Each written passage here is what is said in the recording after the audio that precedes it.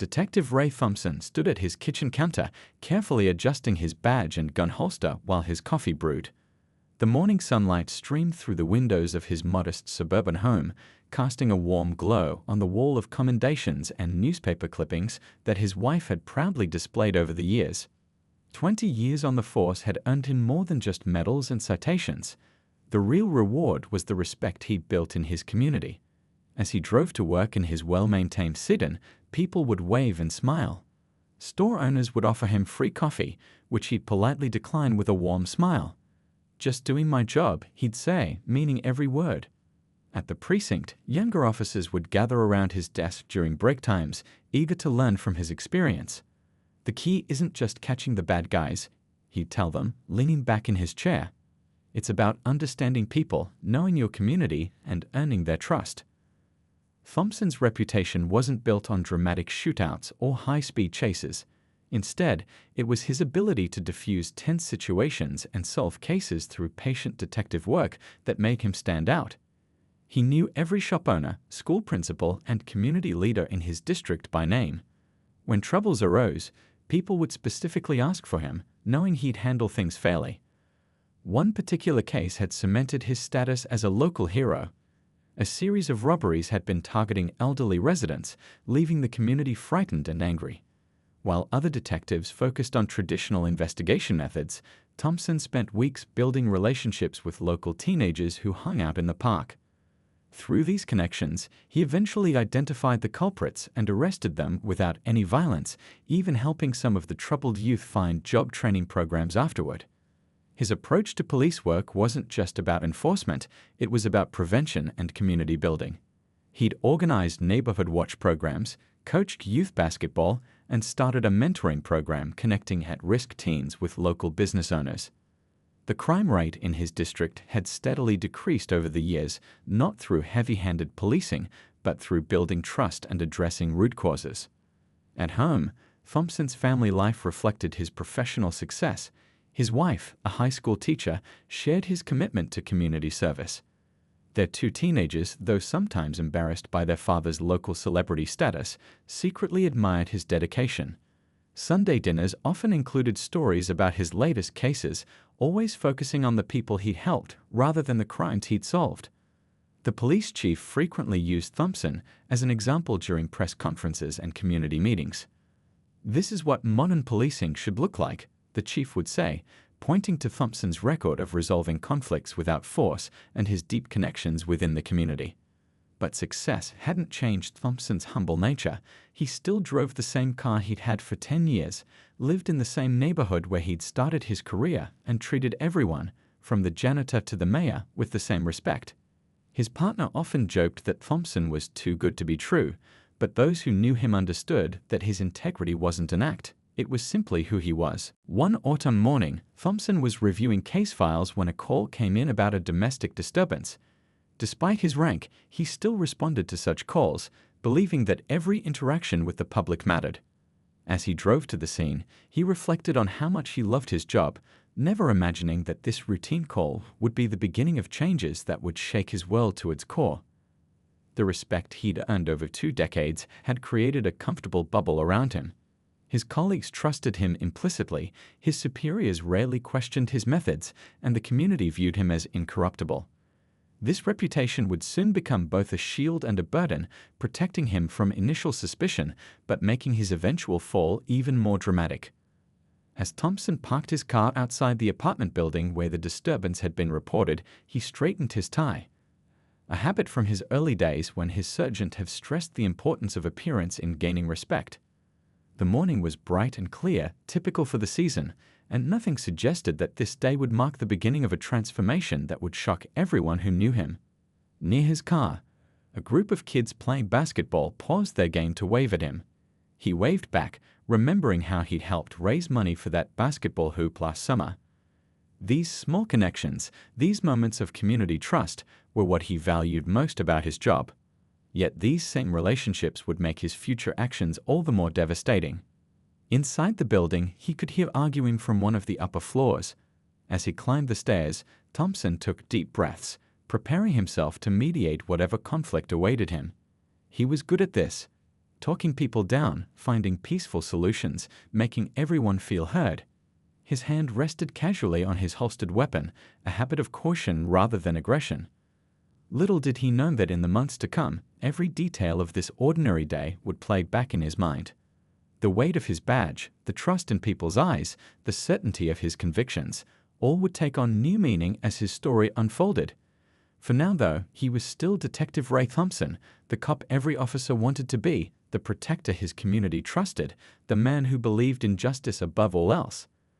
As he reached for the door handle, preparing to handle yet another routine call, Thompson had no way of knowing that he stood at the edge of a moral cliff.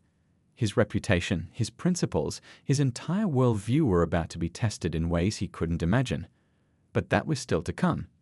At this moment, he was still the person everyone believed him to be, a respected cop, a community leader, a man of unshakable integrity. This ordinary autumn morning was the last day of Detective Thompson's old life, though he didn't know it yet. The changes would come gradually, almost imperceptibly at first, until suddenly the man in the mirror would become unrecognizable. But that transformation was still ahead. For now, he was simply doing what he'd always done, serving his community with honor, unaware that his greatest test was about to begin. The call that changed everything came on a rainy Tuesday evening. Detective Thompson and his partner, Detective Chen, were responding to a tip about a major drug operation. They'd spent months building their case, carefully gathering evidence and working with informants. Everything was supposed to be routine, just another raid in their long careers. The warehouse district was eerily quiet that night, with only the sound of rain hitting metal roofs. As they approached their target building with the tactical team, Thompson felt an unusual sense of unease. He'd done hundreds of raids before, but something felt different this time. Chen moved ahead, signaling the team to follow. They'd been partners for 8 years, working seamlessly together through countless dangerous situations. Their partnership was built on trust and understanding. They could read each other's movements without a word. The raid started according to plan. The team breached the building, moving swiftly through the darkness. But then everything went wrong. Gunfire erupted from multiple directions. Through his radio, Thompson heard shouts and chaos. In the confusion, he lost sight of Chen. The next few moments played out like a nightmare in slow motion. Thompson heard Chen's voice calling for backup, followed by more gunshots. When he finally reached his partner's location, it was too late. Chen lay motionless, blood pooling beneath him. Despite Thompson's desperate attempts at CPR, despite the paramedics arriving within minutes, Chen was gone. The aftermath of the raid revealed that they'd been set up. Someone had tipped off the drug gang, and they'd been waiting. The investigation that followed turned up nothing. Witnesses suddenly developed amnesia, evidence disappeared, and the case gradually went cold. Thompson attended Chen's funeral in a daze. He watched Chen's family, his wife clutching their young daughter's hand, his elderly parents struggling to maintain composure. The police department promised justice, but Thompson knew better. He'd seen too many cases like this before, where the system failed those who served it. The weeks that followed changed him. He stopped sleeping properly, spending nights reviewing case files, looking for answers. His wife would find him in his home office at dawn, surrounded by papers and empty coffee cups. She tried to help, but he gradually pushed everyone away, consumed by a growing sense of bitterness. At work, Thompson noticed things he'd previously ignored. He saw how criminals manipulated the system, how witnesses could be intimidated into silence, how evidence could conveniently disappear. The idealistic cop who believed in the system began to fade, replaced by someone harder, more cynical. His first real break with protocol came during a routine drug bust. A suspect they'd been tracking, someone connected to the gang that killed Chen, was about to walk free on a technicality. Thompson found himself alone with the evidence, and for the first time in his career, he made a choice that crossed the line. He planted additional drugs in the suspect's car, ensuring a conviction. That night, he told himself it was justice, not corruption. The suspect was guilty. He just needed help proving it. This rationalization became his new normal, a way to justify actions that the old Thompson would have never considered. His colleagues noticed the change but said nothing. Some understood his pain. Others feared confronting someone with his reputation and influence. His superiors, noting his increased arrest record and conviction rates, looked the other way. After all, he was getting results. The local news still portrayed him as a hero, now with a tragic backstory. Dedicated detective continues to serve after partner's death, the headlines read. The public's sympathy only made it easier for Thompson to justify his actions. He was doing what needed to be done, protecting his community by any means necessary. But each compromise made the next one easier. What started with planting evidence evolved into rougher interrogations. Suspects began showing up in court with bruises they couldn't explain. Thompson's reputation, once built on integrity, now carried a different kind of weight: fear. At home, the changes were just as profound. His wife noticed how he stopped talking about his cases, how he withdrew from family activities. Their teenagers, once proud of their father's status in the community, began to sense something was wrong. Family dinners became quiet affairs, filled with unasked questions and growing tension. The community started to feel the shift too. Store owners who once greeted him warmly now avoided eye contact. The teenagers who used to seek his advice stayed away. Even his fellow officers began to keep their distance, unsure of which version of Thompson they would encounter each day. One evening, standing in his bathroom, Thompson caught his reflection in the mirror and barely recognized himself. The lines in his face had deepened, his eyes held a hardness that wasn't there before. He still wore the same badge, drove the same car, walked the same streets, but he was becoming a different person. Yet he couldn't stop. Every time he considered stepping back, he remembered Chen's family, the failed investigation, the criminals who had walked free. In his mind, he was fighting a war that couldn't be won by playing by the rules. The ends justified the means, at least, that's what he told himself. As autumn turned to winter, Thompson's transformation continued. Each day took him further from the cop he used to be, closer to someone he never thought he'd become. But the real test of his new principles was still ahead, and it would come from an unexpected source, one that would force him to confront what he was becoming. The rain still fell in the warehouse district, where it all began. Thompson sometimes drove there late at night, parking where Chen had fallen. He'd sit in his car, remembering the partner he'd lost, the oath he'd sworn, the lines he'd crossed. Each time, he convinced himself he was doing what was necessary, what was right. But deep down, in moments of quiet honesty, he knew the very system he'd once championed was changing him, turning him into something he'd spent his career fighting against.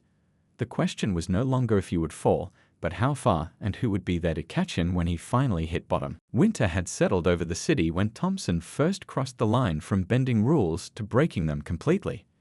It started during an interrogation of a low-level drug dealer named Rodriguez. The suspect sat across from him in the dimly lit interview room, smirking despite the evidence against him. "I know my rights," Rodriguez kept saying, his confidence grating on Thompson's nerves. "My lawyer's already on the way." The old Thompson would have respected those rights, worked within the system. But that Thompson died with his partner in that warehouse. After sending the recording officer on a coffee break, Thompson locked the door. What happened next wouldn't appear in any official report, the first of many such incidents. When Rodriguez left the room an hour later, his smirk was gone, replaced by a look of defeated terror. He gave up names, locations, everything Thompson wanted. The information led to several major arrests. Thompson's superiors praised his effective interrogation techniques. Nobody asked questions about Rodriguez's split lip or bruised ribs. Results were all that mattered now, and Thompson was getting them. Back at home, his wife noticed blood on his shirt collar while doing laundry. "Just a nosebleed," he told her, avoiding her eyes. That night, he couldn't sleep, remembering Rodriguez's face, knowing he'd crossed a threshold he couldn't uncross. But when the next interrogation came, it was easier. And the one after that, easier still. His new reputation spread quickly through the criminal underworld. Suspects would start talking as soon as they saw him enter the room. Some defense attorneys tried complaining about their client's treatment, but nothing stuck. Thompson had learned to be careful, to leave no evidence, to work the system he once protected. The real change came when a local nightclub owner approached him after a bust. "Detective," the man said quietly, sliding an envelope across the table. "Maybe we can help each other." Inside was enough cash to pay off Thompson's mortgage. His first instinct was to arrest the man for attempting to bribe an officer. Instead, he found himself pocketing the envelope. The justification came easily. He deserved it after all he'd sacrificed, all the department had taken from him. That night, he counted the money in his garage, telling himself it was a one-time thing. But it wasn't. Word got around that Thompson could be reasonable for the right price. Small payments became larger ones. He started carrying a second phone, having meetings in quiet diners and empty parking lots. Each time, he convinced himself he was still in control, still serving justice in his own way. His bank account grew, but so did the darkness inside him. The lines between right and wrong, once so clear, became increasingly blurred. He started drinking more, sleeping less. His teenage daughter stopped bringing friends over, embarrassed by his volatile moods. His wife's concerned looks turned to fearful ones. At work, his methods became more aggressive. A suspect resisting arrest ended up with a broken arm. Another fell down the stairs at the precinct. Younger officers who once sought his mentorship now avoided eye contact in the hallways. His old friends on the force stopped inviting him to their homes, to their children's birthdays. One rainy evening, Thompson sat in his car outside his house, staring at his reflection in the rearview mirror. He barely recognized himself anymore. The gray in his hair had spread, deep lines etched around his mouth and eyes. But it was his gaze that had changed the most, hard, cold, belonging to a stranger. Inside, his wife was hosting a dinner party for her fellow teachers. He could see them through the window, laughing, sharing stories, normal people living normal lives. He sat there for an hour, unable to go in, feeling like an imposter in his own life. The next morning brought a new test. A major drug shipment was coming in, one he'd been paid to ignore. But a rookie officer, eager to prove himself, had stumbled onto the information. Thompson found himself facing a choice: protect his payoff or protect the kid. He chose the money. An anonymous tip sent the rookie to the wrong location, while the shipment came in safely across town. Watching the young officer's disappointed face the next day, Thompson felt something break inside him. He'd become what he once hunted. The corruption spread like a cancer.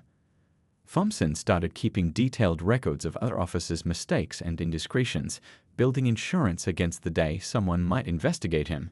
He learned which judges could be bought, which prosecutors would look the other way. The system he'd once trusted became a tool for his own protection. His home life deteriorated further. His wife stopped asking about his work, about the mysterious phone calls, about the expensive gifts he'd started bringing home. Their conversations became superficial, focused on weather and household repairs.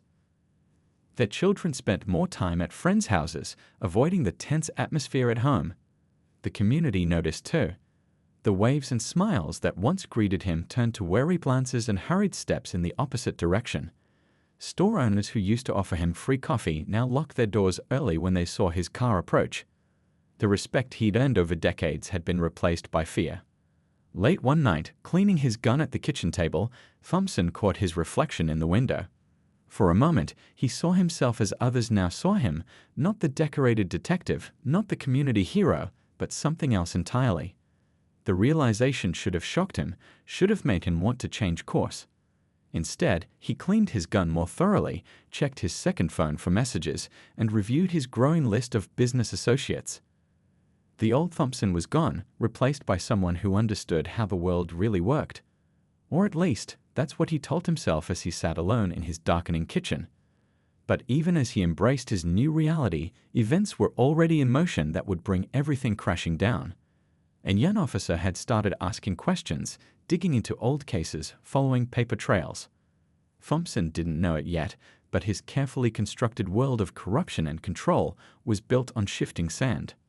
The rain fell outside, much like it had the night Chen died. Thompson stood at his window, watching the drops streak down the glass, each one carrying a reflection of the man he'd become. The question wasn't whether he would fall, he'd already fallen. The question was how hard he would hit bottom and who he would take down with him. The next morning's shift would bring new choices, new compromises, new lines to cross. Thompson would cross them all, each step taking him further from redemption. But for now, he stood in his dark kitchen, listening to the rain, remembering the officer he used to be, and wondering if that man was truly gone forever. Spring brought new opportunities for corruption, and Thompson had fully embraced his role as the department's hidden power broker. His phone buzzed constantly with messages from criminals seeking protection and cops looking to make extra money.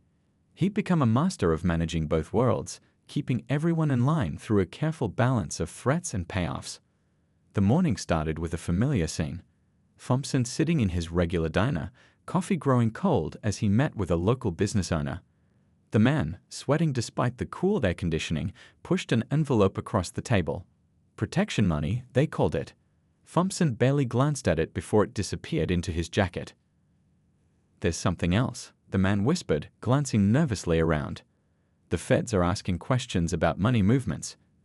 "They've been checking my books." Thompson's face remained impassive, but his mind raced. Federal involvement meant bigger risks, more attention than he wanted. Back at the precinct, Thompson noticed subtle changes.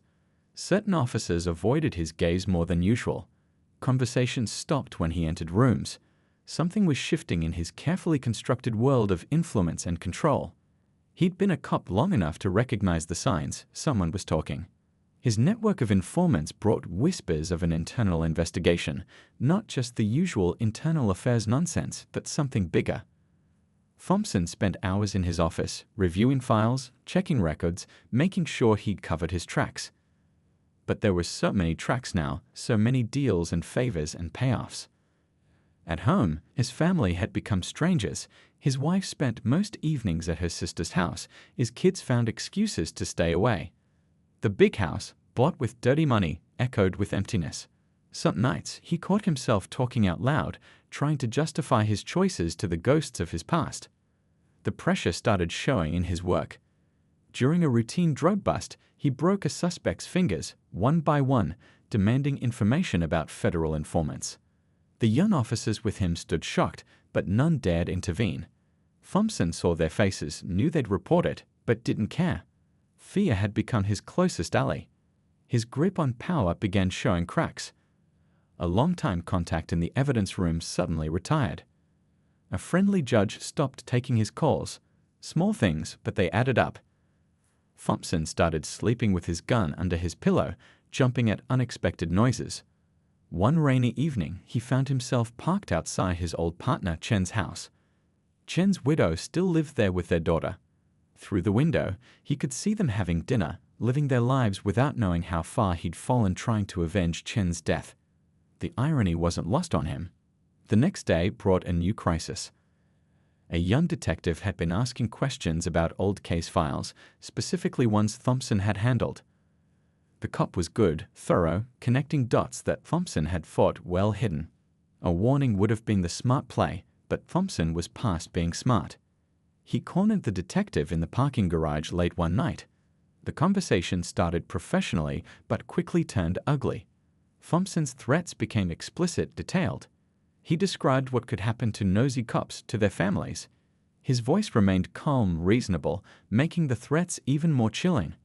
But as he watched the young detective walk away, shoulders stiff with fear, Thompson felt something he hadn't expected: shame. For a brief moment, he saw himself through the detective's eyes, not as a powerful figure, but as a corrupt cop threatening a colleague who was just doing his job. The moment passed quickly, buried under layers of justification and anger. That night, he added more names to his insurance file, detailed records of every cop, judge, and criminal who'd ever dealt with him. If he was going down, he wouldn't go alone. His influence had spread beyond the department. Local politicians called him for favors, business owners sought his protection, even some federal agents had been drawn into his web. Each connection made him stronger, but also more vulnerable. More people who could turn against him. The money had long since exceeded what he could hide. Offshore accounts, real estate in fake names, safety deposit boxes filled with cash. His empire had grown beyond his ability to control it. Some nights, staring at spreadsheets of his illegal earnings, he barely recognized the numbers. His wife finally confronted him one evening. She didn't ask about the money or the late-night meetings. Instead, she placed a photo on the kitchen table, him and Chen at a department picnic years ago, both smiling, proud in their uniforms. "What would he think of you now?" she asked quietly before walking away. The question haunted him. In quiet moments, Thompson found himself remembering the cop he used to be, the one who believed in justice and protecting people. That man seemed like a stranger now, naive and weak. But sometimes, in the dark hours before dawn, he missed being that person. More warning signs appeared. His regular informants became harder to reach. Criminal associates started missing meetings. Even his most loyal corrupt officers began distancing themselves. The pillars of his power were crumbling, and he couldn't stop it. Thompson spent more time in his home office reviewing files, making contingency plans. He installed security cameras, changed his routines, started carrying a second backup gun. Paranoia became his constant companion, but he told himself it was just being careful. The end was coming. He could feel it in the way people looked at him, in the whispered conversations that stopped when he approached, in the growing pile of evidence he knew was building somewhere. But Thompson had come too far to go quietly. If his empire was going to fall, he'd make sure everyone remembered the crash. As spring turned to summer, Detective Thompson sat in his office, watching the city through his window. His phone buzzed with messages he no longer trusted, his desk covered with files that could destroy dozens of careers. He'd become exactly what he'd spent his early career fighting against, and the realization no longer bothered him. The next phase of his story was approaching, the part where all his crimes would come to light. But Thompson had prepared for this, had insurance against the day when his world would crumble. He just never expected it to hurt so much, to feel so hollow inside when the end finally came into view. The beginning of the end started on an ordinary Tuesday morning. Thompson sat at his desk, reviewing case files, when a young detective from Internal Affairs walked in. Officer Riley was new to the department, fresh-faced and earnest, reminding Thompson of himself 20 years ago. Just a routine audit, Riley explained, requesting access to Thompson's recent cases. Thompson nodded, maintaining his calm exterior while his mind raced. He'd been expecting this, but not so soon. Over the years, he'd carefully constructed a web of false reports and modified evidence, but would it hold up under close scrutiny? That evening, Thompson stayed late at the office, methodically going through his files. Years of corruption had left a trail, hidden but not invisible to someone who knew where to look. He began noticing small details he'd overlooked. Inconsistencies in dates, witness statements that didn't quite match, evidence logs with suspicious gaps. His phone buzzed constantly with messages from nervous associates. Word of the internal investigation had spread quickly. Criminal contacts wanted reassurance, corrupt officers needed guidance, and Thompson found himself trying to maintain control of a situation rapidly spinning beyond his grasp. At home, his wife noticed his distraction. "Everything okay at work?" she asked during dinner, studying his face carefully. Thompson managed a smile, but they both knew it was false. Their marriage had become a collection of such moments, questions left unasked, answers left unspoken. The next week brought more scrutiny. Riley wasn't working alone anymore. Thompson noticed other internal affairs officers in the precinct conducting interviews, reviewing records. Young officers he'd brought into his corrupt network started avoiding him, fear replacing their usual deference. During a late-night drive around his patrol area, Thompson spotted Riley talking to one of his former informants outside a local bar. The sight sent a chill through him. His carefully constructed world of influence and control was being dismantled, piece by piece. Thompson's reputation began to crack. Whispers followed him through the precinct corridors. Officers who once jumped to do his bidding now found excuses to be elsewhere. Even his closest allies started distancing themselves, preparing for the inevitable fall. The pressure showed in his work. During a routine traffic stop, he nearly lost control, his hand shaking as it rested on his weapon. The driver, a teenage boy with his first car, stared at him with undisguised fear. Thompson saw himself reflected in those frightened eyes and didn't like what he saw. His criminal contacts sensed weakness. Protection payments slowed, then stopped. Meetings were cancelled, phones went unanswered. The empire he'd built through fear and corruption was crumbling, and there was nothing he could do to stop it. One morning, Thompson arrived at work to find his office had been searched overnight. Files were missing, his computer had been accessed. The invasion felt personal, a violation of his last secure space. His hands shook as he called his contacts in the department, but no one had answers, or perhaps no one wanted to help anymore. That afternoon, he watched Riley interviewing his rookie partner in the conference room. The young officer's body language told the story: shoulders hunched, eyes downcast, hands fidgeting. Another thread in Thompson's web was unraveling. At home, Thompson began preparing for the worst. He gathered documents, transferred funds, made arrangements. His wife watched silently as he worked late into the night, boxes of files spread across their dining room table. She didn't ask questions anymore. Perhaps she didn't want to know the answers. The investigation expanded. Federal agents appeared in the precinct, their presence sending ripples through the department. Thompson recognized one of them, an agent he'd once paid to look the other way. Now the agent walked past without acknowledgement, another rat leaving the sinking ship. His children stopped coming home for weekend visits. His daughter's excuse was college studies, his son claimed work commitments. Thompson knew better. They'd seen the news reports, heard the rumors. Their father's reputation was becoming a burden they couldn't bear. Late one night, Thompson found himself parked outside Chen's widow's house again. Through the window, he could see her helping their daughter with homework. He wondered what Chen would think of him now, how far he'd fallen from the partner who'd once had his back. The next morning brought a summons to the chief's office. The conversation was brief, professional. Administrative leave, pending investigation. Thompson handed over his badge and gun without argument. Walking out of the precinct, he felt dozens of eyes following him, some sympathetic, others satisfied, most just relieved. At home, Thompson sat in his study, surrounded by the evidence of his corruption. Bank statements showing unexplained deposits, photos documenting meetings with known criminals, files detailing years of betrayal and abuse of power. His insurance against this day now seemed worthless. His wife found him there, staring at his reflection in the dark window. She didn't speak, just placed a hand on his shoulder, the first physical contact they'd had in months. In that touch, he felt everything they'd lost, everything he'd destroyed.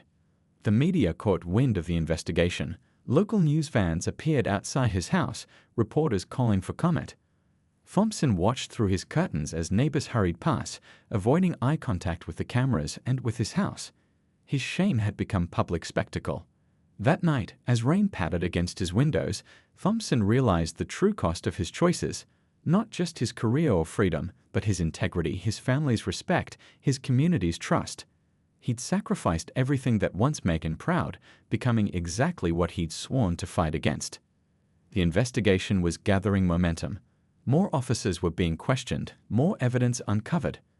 Thompson's insurance file, his detailed records of others' corruption, sat heavy in his safe. Using it would bring down dozens of others, but would that justify his own crimes?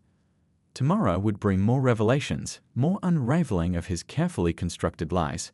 But tonight, Detective Thompson sat alone in his darkened study, surrounded by the evidence of his corruption, waiting for the dawn that would bring his day of reckoning. The video that exposed everything surfaced on a quiet Thursday morning. Someone had captured Thompson's brutal interrogation of a suspect on a cell phone, 15 minutes of unfiltered violence and abuse of power. By noon, it was on every local news channel. By evening, it had gone national. Thompson watched the footage from his living room, seeing himself through the public's eyes. The detective in the video seemed like a stranger, a man consumed by rage and power, methodically breaking down a helpless suspect. His wife stood in the doorway briefly, then walked away without a word. The department moved quickly to distance itself.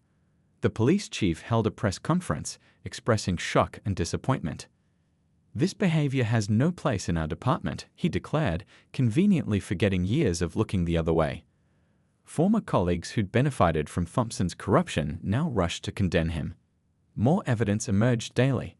Anonymous sources leaked details of bribes, doctored evidence, and suspicious disappearances of witnesses.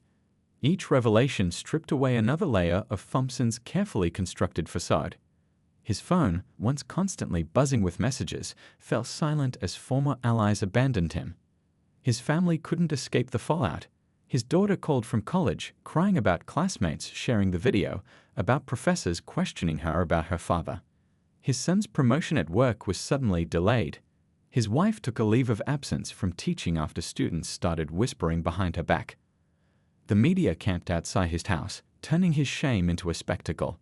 Reporters dug into his past, interviewing old acquaintances, former suspects, anyone willing to add another layer to the story of his corruption. Each day brought new headlines, new accusations, new betrayals. Former criminal associates started talking to save themselves. They detailed years of payoffs, described meetings in dark parking lots, revealed the extent of Thompson's influence over the city's underworld. Their testimonies painted a picture of systematic corruption that shocked even those who thought they knew the worst. One morning, Thompson found an envelope in his mailbox. Photos of him meeting with known criminals, accepting money, engaging in activities that would destroy what was left of his reputation. No note, no demands, just a reminder that he'd never really been in control. His puppet masters were cutting their strings. The investigation expanded beyond the department. Federal agents interviewed judges who'd presided over his cases, prosecutors who'd worked with him, even journalists who'd written glowing profiles of his career. The web of corruption he'd built was being mapped out in excruciating detail. His neighbors stopped acknowledging his existence. Curtains would close as he walked past, cars would speed up when he crossed the street. The community that had once respected him now treated him like a contagious disease. Even his lawn service cancelled, not wanting to be associated with him. At night, unable to sleep, Thompson would drive through his old patrol areas. The streets felt different now, hostile, accusatory. He passed the diner where he'd accepted his first bribe, the alley where he'd first crossed the line from cop to criminal, the warehouse where Chen had died. Each location held memories of choices he couldn't undo. The Internal Affairs investigation reached its conclusion. The report was devastating. Hundreds of pages documenting years of misconduct, corruption, and abuse of power. Thompson read it carefully, recognizing in its clinical language the story of his moral collapse. His lawyer, an expensive criminal defense attorney, laid out his options: plea bargain, turn state's evidence, or face the full force of prosecution. The choice wasn't really a choice. His former associates had made it clear what would happen if he talked.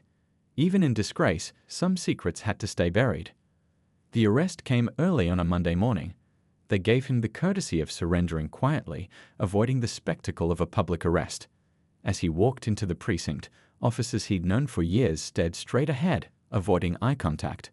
Only Riley, the young internal affairs detective, met his gaze. In the holding cell, Thompson had time to reflect.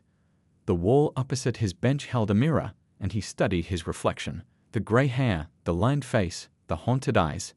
He barely recognized himself, wondering when exactly he'd become this person, this corrupted version of the cop he'd once been. His wife visited him before the arraignment.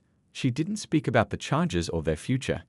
Instead, she placed their wedding photo on the table between them, a young, idealistic cop and his proud bride.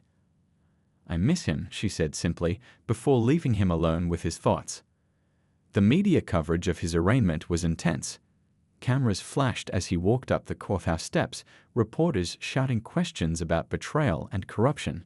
Inside, the courtroom was packed with faces from his past, fellow officers, criminals he'd worked with, citizens he'd sworn to protect. The judge, someone he'd once considered a friend, looked at him with cold disappointment as the charges were read. 27 counts of corruption, evidence tampering, excessive force, and conspiracy. Each charge echoed through the courtroom like a death knell for his former life. That evening, alone in his cell, Thompson received one final visitor, Chen's widow. She didn't speak, just studied him through the bars, her eyes filled with a mixture of pity and disgust. Her silence said more than words ever could about how far he'd fallen from the partner her husband had trusted. As night fell over the city, Detective Thompson sat on his narrow prison bunk, listening to the sounds of the jail. Somewhere in the darkness, he could hear other inmates talking about him, the corrupt cop, the fallen hero, the cautionary tale. Tomorrow would bring more revelations, more shame, more consequences. But for now, he sat alone with his thoughts, remembering the oath he'd taken, the badge he'd worn, the trust he'd betrayed. The man he'd been and the monster he'd become merged in his mind, leaving him wondering if redemption was even possible, or if some falls were too far to ever recover from. The trial of Detective Thompson began on a cold winter morning. The courthouse steps were crowded with reporters, former colleagues, and curious onlookers, all eager to witness the fall of a once respected officer. Inside, the courtroom felt heavy with anticipation as the prosecution prepared to present its case. The evidence was overwhelming. Video footage, financial records, witness testimonies, each piece telling part of the story of his corruption. Thompson sat silently beside his attorney, watching as his career and reputation were systematically dismantled before the jury's eyes. Former criminal associates testified against him, describing in detail the system of bribes and favors he'd established. Each witness added another layer to the picture of corruption, showing how deeply he'd embedded himself in the city's criminal underworld. Some spoke with obvious fear, others with barely concealed satisfaction at his downfall. The most damaging testimony came from his fellow officers. Young cops he'd mentored described how he'd gradually drawn them into his web of corruption. Senior officers admitted to looking the other way. Even the police chief took the stand, carefully distancing himself and the department from Thompson's actions. His family attended the first few days but stopped coming as the evidence mounted. His wife couldn't bear to hear the details of his crimes. His children struggled to reconcile the father they knew with the corrupt officer being described in court. Their empty seats in the gallery spoke volumes about the personal cost of his choices. During breaks in the trial, Thompson would stand at the courthouse windows, looking out at the city he'd once sworn to protect. He could see his old precinct from there, the streets he patrolled, the communities he betrayed. Each familiar sight now seemed to accuse him of his failures. The prosecution's case was meticulous. They traced his descent into corruption, showing how each small compromise led to bigger ones. Bank records revealed unexplained deposits. Surveillance photos captured meetings with known criminals. Interview transcripts documented his increasingly brutal methods. His defense attorney tried to paint him as a dedicated officer pushed too far by a broken system, but the evidence told a different story. The jury saw a man who'd consciously chosen to abuse his power, who'd systematically corrupted others, who'd betrayed every principle he'd sworn to uphold. The most difficult day came when Riley, the young internal affairs detective, testified. He described discovering the pattern of corruption, gathering evidence, building the case. His testimony was professional, factual, but underneath lay a clear message. This was what real police work looked like, what Thompson had abandoned.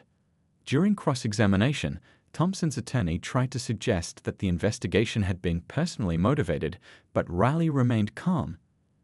This wasn't about bringing down Detective Thompson, he explained. It was about protecting what the badge stands for. The words hit Thompson like physical blows. As the trial progressed, Thompson noticed changes in how people reacted to him. The courthouse staff no longer met his eyes. Other defendants kept their distance, unsure whether to treat him as a cop or a criminal. He existed in a limbo between two worlds, belonging to neither. His attorney advised him not to testify, but Thompson insisted. He needed to face the consequences of his actions, to explain himself to the jury. On the stand, he tried to justify his choices, to explain how protecting the community had somehow turned into controlling it. Under cross-examination, his justifications crumbled. The prosecutor methodically exposed every lie, every rationalization. Thompson found himself admitting to things he denied even to himself, facing the full weight of his corruption in front of the silent courtroom. The closing arguments were brief. The prosecution painted a picture of systematic corruption and abuse of power. The defense made a final plea for understanding, arguing that Thompson's early career showed his potential for redemption. The jury's deliberation was surprisingly short. The verdict came back unanimous, guilty on all counts. Thompson stood silently as each charge was read, feeling the weight of years of corruption finally settling on his shoulders. The judge, who had once admired his work, now looked at him with unveiled disappointment. Sentencing followed a week later. Character witnesses spoke about his earlier years, about the good cop he'd once been. Chen's widow submitted a letter to the court, describing the partner she'd known and the betrayal of everything he'd stood for. Thompson listened to it all, understanding finally the full scope of his fall. The judge's sentencing speech was measured but firm. 25 years in federal prison, no possibility of early parole. Your position of trust made your crimes particularly egregious, the judge explained. You didn't just break the law, you broke the faith of your community. His final day of freedom was spent putting his affairs in order. His wife had already filed for divorce. His children had changed their last names. His pension was forfeit, his assets seized. All that remained was a small box of photos from his early days on the force, reminders of the officer he'd once been. In prison, Thompson was kept separate from the general population.